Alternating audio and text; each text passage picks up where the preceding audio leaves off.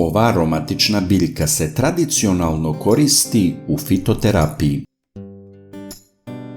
Postoje neke izreke iz daleke prošlosti koje mogu dočarati koliko je u to vreme ljudima značila, a možda i koliko je danas zapostavljena. O poverenju u njeno lekovito dejstvo najbolje nam govori francuska izreka: zašto bi čovek umro ako mu ova biljka raste u bašti? Jedva da postoji biljka koja ima toliku vrednost. Služi kao lek i bogatima i siromašnima.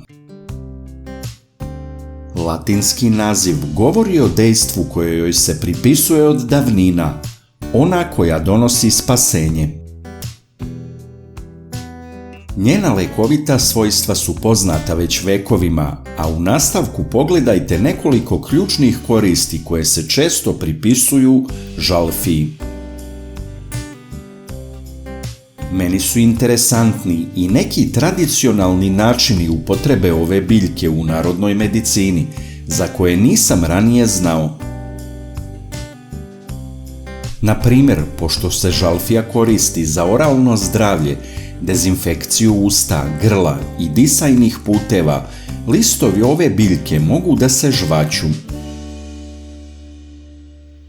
Čist, opran list stavimo na jezik i jednostavno žvaćemo nekoliko minuta, kao žvakaću gumu.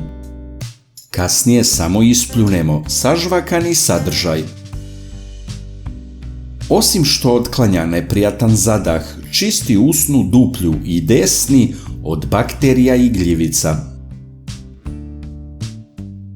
Pomaže kod kašlja, nadraženog grla i čisti disajne puteve. Listovima žalfije mogu i da se trljaju desni. Zabeležen način upotrebe žalfije je i pušenje listova žalfije.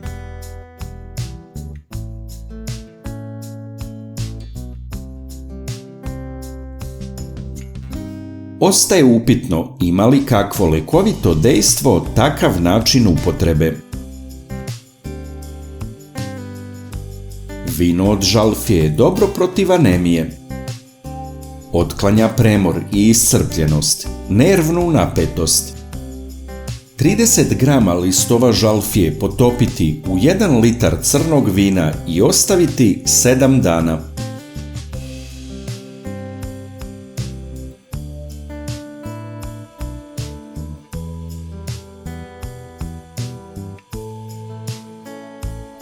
Uzimati 3 puta na dan po 1 kašiku pre jela. Naravno, najčešće se priprema čaj od žalfije koji se koristi za ispiranje grla, a može i da se pije.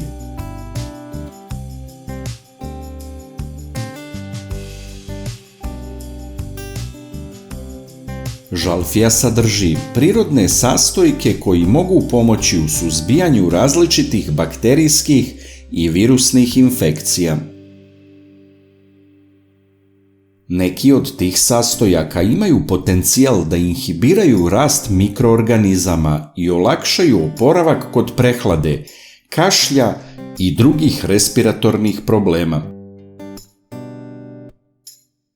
Upotreba čaja od žalfije doprinosi razređenju gustog bronhijalnog sekreta i olakšava iskašljavanje, smiruje upalu grla i pušački kašalj.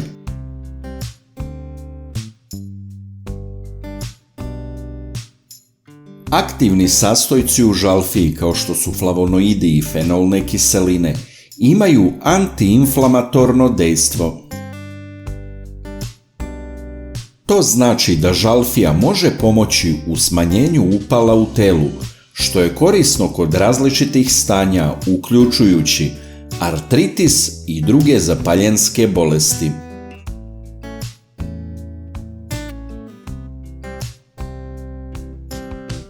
Čaj od žalfije može pomoći u regulaciji varenja tako što stimuliše lučenje želučanih sokova i enzima.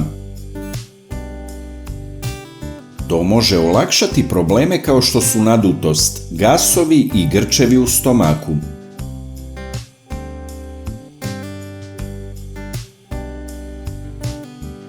Miris žalfije može imati umirujuće dejstvo i pomoći u smanjenju stresa, tjeskobe i napetosti. Neki istraživači sugerišu da određeni sastojci u žalfiji mogu pozitivno uticati na neurotransmitere u mozgu, što može poboljšati raspoloženje i kognitivne funkcije.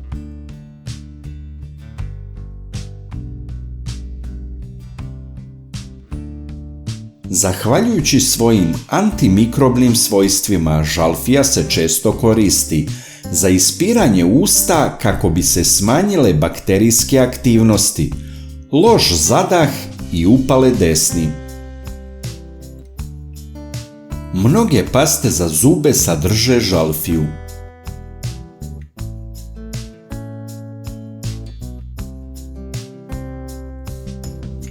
U tradicionalnoj medicini žalfija se koristi za regulaciju menstrualnog ciklusa i ublažavanje simptoma PMS-a.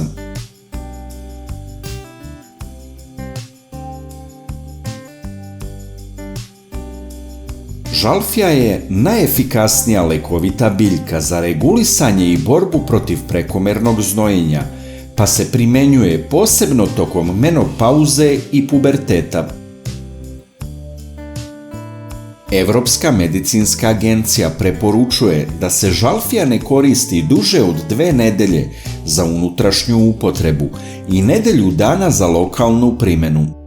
Zbog sadržaja tujona u etarskom ulju, jedinjenja koje je uneto u većim dozama pokazuje toksične efekte. Nije za trudnice i dojilje.